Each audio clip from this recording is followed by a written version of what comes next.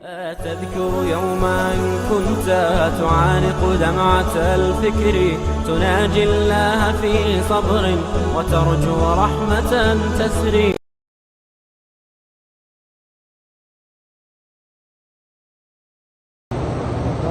اگر کوئی شخص اپنی بیوی کو کہے کہ میری ماں کی طرح ہے یا بہن کی طرح ہے، وہ طلاق نہیں ہوتی، اس کو کہتے ہیں زہار.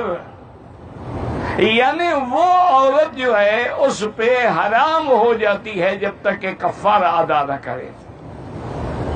اور کفارہ یہ ہے کہ ایک غلام آزاد کرے خرید کر، اور اگر غلام آزاد نہ کر سکے تو 60 روزے رکھے متواتر، اور اگر روزے نہ رکھ سکے تو 60 مسکینوں کو کھانا کھلائے. کفارہ دینے کے بعد جو ہے وہ اس کے لیے حلال ہو جائے گی. یہ تو اللہ کے قرآن میں ہے کہ جو لوگ ان کو ماں کہتے ہیں وہ جھوٹ کہہ رہے ہیں. ان امہاتہم اللائی ولدنہم، ماں تو وہ ہے جس نے ان کو اپنے پیٹ میں رکھا.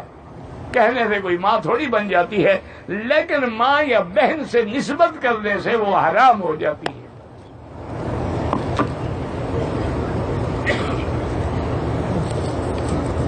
یہ تو حضور کی زندگی میں ایک بی بی تھی، خولہ بی بی اس کا نام تھا. وہ حضور کی خدمت میں آئی اور اس نے آگے عرض کیا کہ یا رسول اللہ، ان زوجی اکل جمالی واکل مالی، میرے خامن میرا حسن بھی کھا گیا، میری جمال بھی کھا گیا، میرا مال بھی کھا گیا، اور اب بڑھاپے میں آگے مجھے کہتے ہیں انت علی کا ظہر امی، تم میرے لیے ماں کی طرح ہو.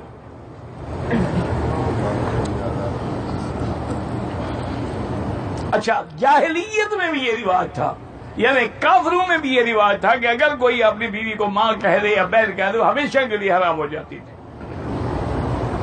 حضور نے فرمایا بی بی میں کیا فیصلہ کروں، ماں نظر فی کے شیء، تمہارے بارے میں اللہ نے کوئی حکم نازل نہیں فرمایا. انہوں نے کہا یا رسول اللہ، ہر مسئلے کا حل قرآن میں موجود ہے، کہ میرے بارے میں کیوں نہیں اترا؟ حضور نے فرمایا نہیں اترا.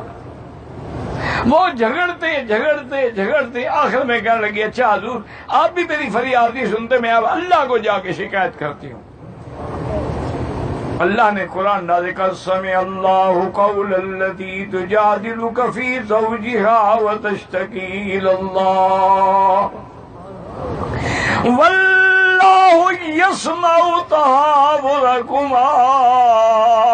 اللہ نے فرمایا میرا بدنی، ہم نے سن لیا اس عورت کی بات کو جو خامد کے بارے میں تو آپ سے جھگڑ رہی تھی، آپ سے لڑ رہی تھی، ہم نے سن لیا ہے. اور اللہ نے یہ حکم جاری کر دیا ہے کہ اگر وہ کفارہ ادا کر دے تو بیوی اس پہ حلال ہو جائے گی.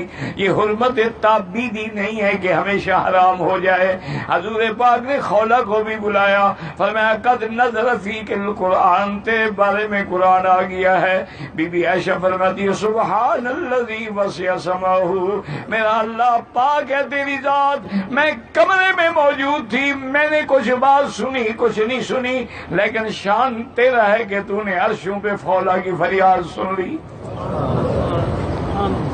حضور نے اس کے خاوند کو بلایا، فرمایا کہ ایک غلام آزاد کرو. اس نے کہا حضرت غلام تو کوئی نہیں، میری گردن حاضر ہے، کاٹ دے. حضرت تیری گردن کاٹنے کا تو حکم نہیں ہے، غلام آزاد کر. انہوں نے کہا حضور غلام ہو تو میں آزاد کروں نا. اب فرمایا اچھا ایسا کرو کہ 60 روزے رکھو. اور انہوں نے کہا حضور یہی جھگڑا تو روزے کی وجہ سے ہوا ہے، مجھے کھانا نہ ملے 4-5 دفعہ میں پاگل ہو جاتا ہوں. آپ نے فرمایا یہ بھی مشکل ہے. اور میں اچھا ایسا کرو کہ 60 مسکینوں کو کھانا کھلاؤ. اور انہوں نے کہا حضور مدینے میں مجھ سے زیادہ مسکین ہے کوئی نہیں، میں کہاں سے کھلاؤں؟ اتنی دیر میں ایک آدمی نے 60 سا کھجور کا بڑے توڑے پیش کیے. حضور کو میں آئی نہ دو جو خور، کہاں ہے وہ آدمی؟ انہوں نے کہا بیٹھا ہوں یا سر، میں یہ لے جاؤ اور مدینے کے مسکینوں کو وہ تقسیم کر دو. انہوں نے کہا حضور مجھ سے زیادہ مسکین ہو تو تقسیم کروں نا، میں تو سب سے زیادہ غریب ہوں. ہر گھر میں اچھا جاؤ کھا لو. لیکن فقہا نے لکھا ہے یہ حضور کی رعایت تھی، معنی یہ تھا کہ ابھی اپنی غربت مٹا لو، لیکن جب اللہ توفیق دے گا تو پھر تم کفارہ ادا کرو گے.